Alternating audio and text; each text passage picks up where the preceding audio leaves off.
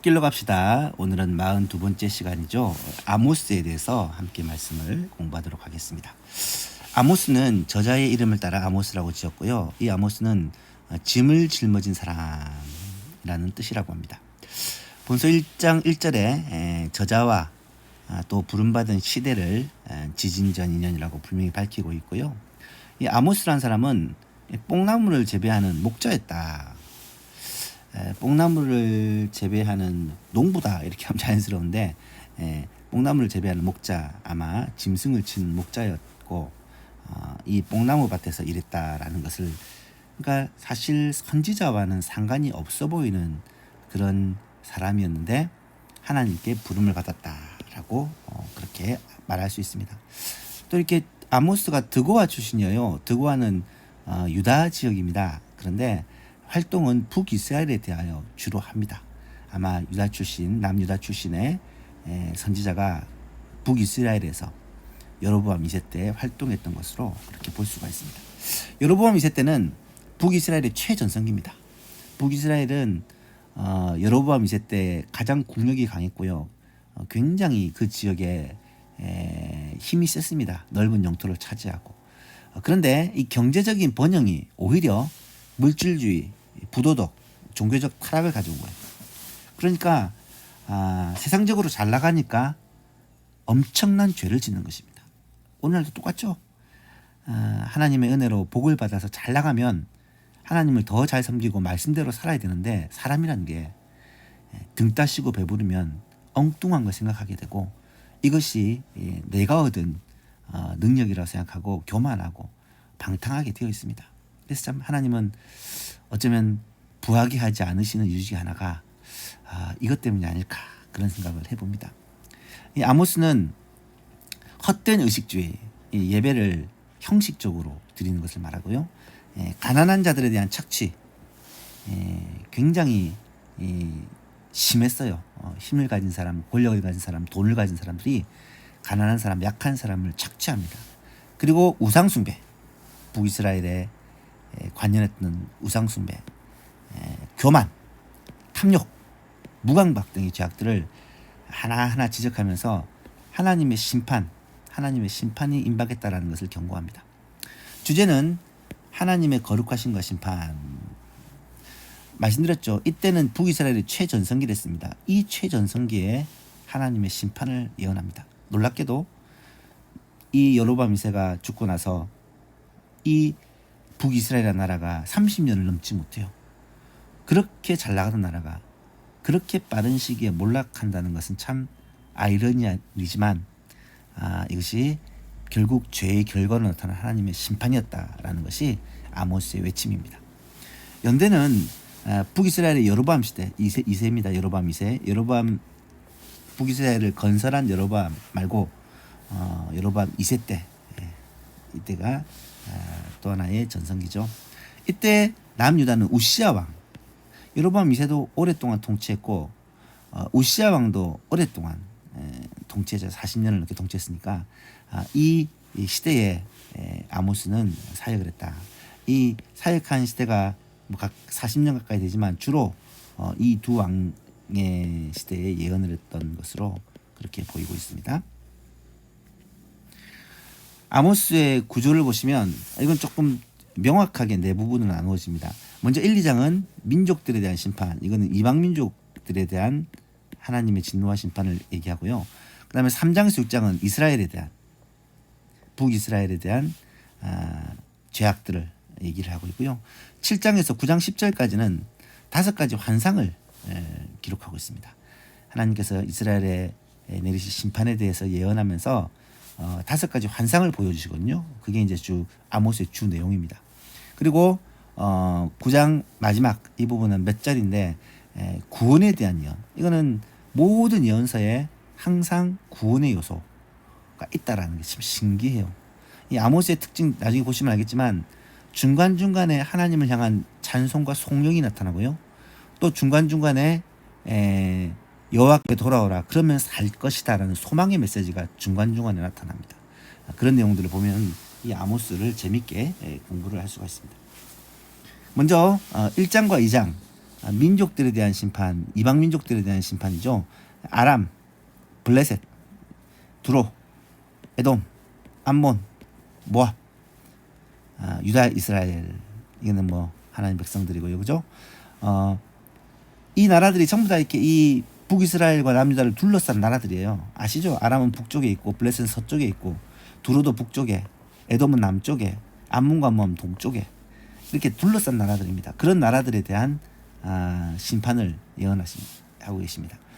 3장부터 6장까지는 이제 이스라엘에 대한 심판을 쭉 한 이 내용이 주 내용이에요. 선민의 책임을 얘기하고 선지자가 침묵할 수 없는 이유, 하나님께서 말씀을 주시고 하나님께서 책망을 하시고 심판을 하시는 것에 대해서 뭐 입을 다물 수가 없는 거죠. 뽕나무를 치던 목자였는데 이렇게 선지자의 사역을 감당할 수밖에 없던 이유는 결국은 하나님의 부르심과 하나님께서 말씀을 주셨기 때문입니다. 사마리아의 악행에 대한 심판. 이 사마리아는 북이스라엘의 수도입니다. 사마리아 여인들의 죄를 굉장히 얘기를 합니다. 이 바산의 암소라고 표현하면서 이 부유한 여인들, 힘 있는 여인들이 결국은 나라의 몰락과 이 죄를 선도한다, 이끈다라는 그런 굉장히 하나님께서 심판에 대한 메시지를 강하게 말씀하시고요. 잘못된 순례를 비꼬는 말, 돌이킬 줄 모르는 백성들이 하나님께로 돌아오지 않는 것에 대한 얘기를 하시고는 송영, 하나님 송영이라는 말은 영광을 돌리는 노래, 그런 의미입니다. 하나님께 영광 돌리는 그러한 내용들이 나타납니다. 계속해서 이어지는데요. 이스라엘에 대한 애가를 하고 하나님을 찾으라고 권고하고 여호와께로 돌아오라는 거죠. 그 다음에 사회적 불에 대한 죄를 지적하고 송영이 딱 가운데 나타나고, 그 다음에 이것이 같이 이제 이런 대칭적 구조라고 얘기를 하는데, 이런 구조가 5장에는 나타나고 있습니다. 이 가운데 송영이 있는, 참 신기해요. 가다가 하나님을 향한 송영이 탁 중간중간 들어있습니다. 그리고 5장 마지막부터 6장 내용들을 보시면 마찬가지로 여호와의 날을 사모하는 자에게 화가 있다. 왜냐하면 그들의 종교의식이 잘못되었기 때문에 형식적인 종교의식을 굉장히 책망을 합니다.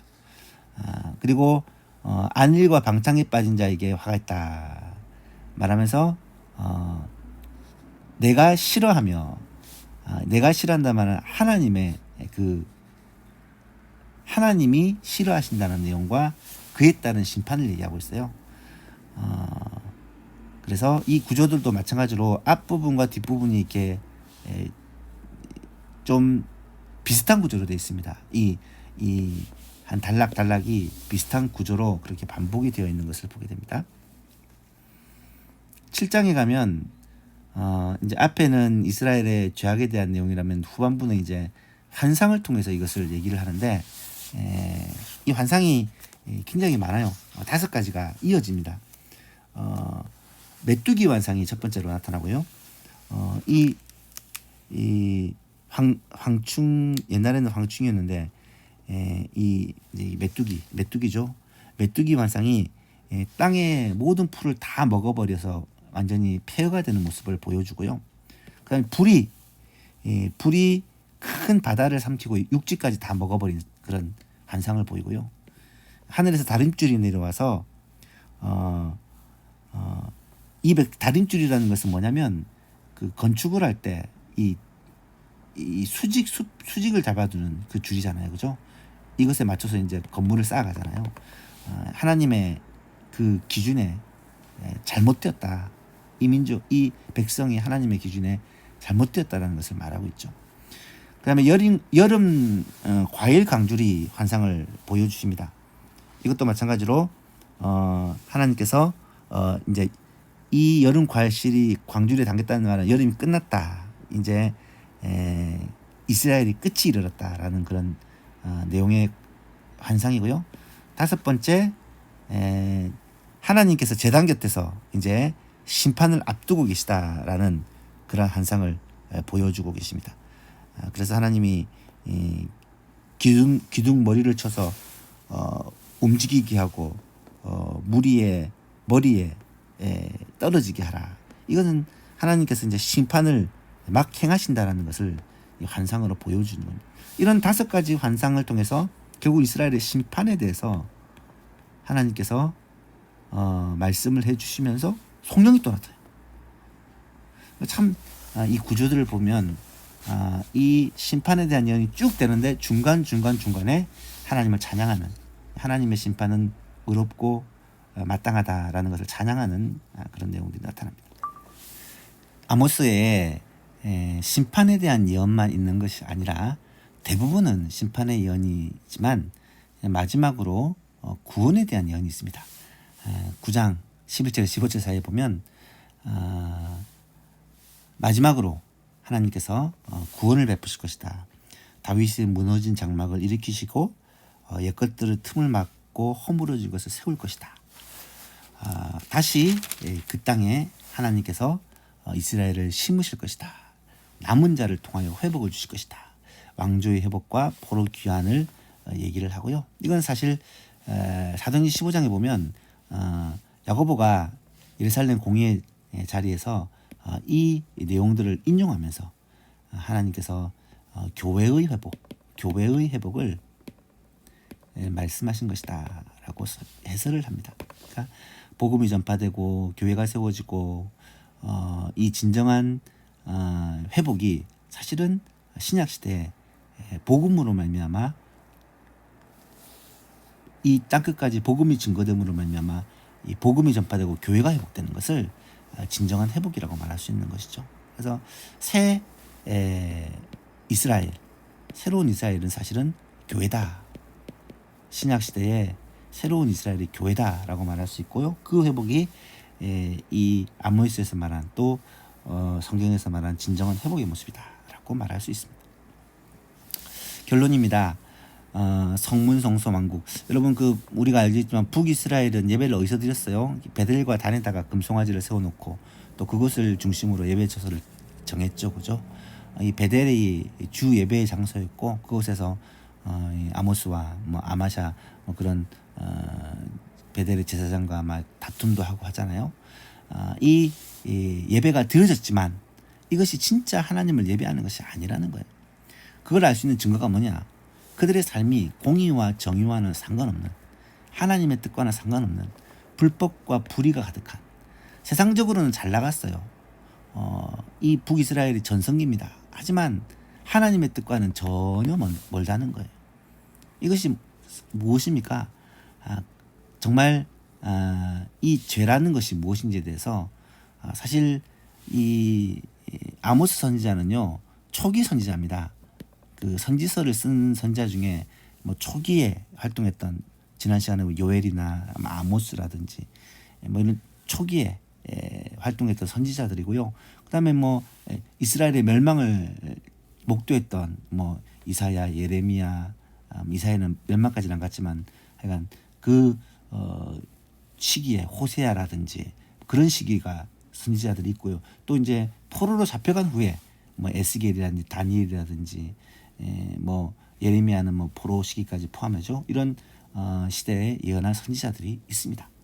하지만 어쨌든 그런 다양한 선지자 중에 이 초기의 내용들은 주로 이스라엘의 죄에 대해서 얘기를 하면서 하나님의 공의와 정의, 불법과 불의를 행하는 죄에 대해서 말하고 있고, 그래서 우리가 유명한 말씀이죠. 정의를 물같이, 공의를 뭐 강물같이, 하수같이, 이런 표현들이 아모스에 나오는 5장에 나오는 표현이잖아요, 그죠? 그래서 이것이 결국 신약의 교회, 신약의 이스라엘, 새 예루살렘, 새 이스라엘이라고 말하는 이 교회가 하나님의 정의와 공의를 실행하고 삶 속에서 하나님의 뜻을 행하며 살아가는 것이 하나님의 뜻이라는 것.